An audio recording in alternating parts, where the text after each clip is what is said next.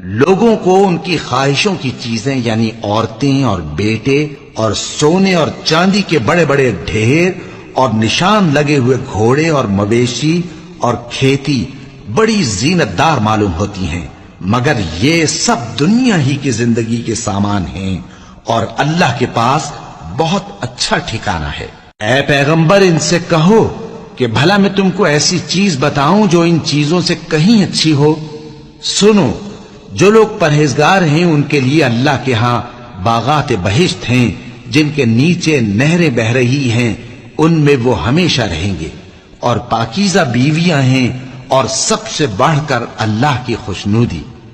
اور اللہ اپنے سب بندوں کو دیکھ رہا ہے جو اللہ سے التجا کرتے ہیں کہ اے پروردگار، ہم ایمان لے آئے سو ہم کو ہمارے گناہ معاف فرما اور ہم کو دوزخ کے عذاب سے محفوظ رکھ۔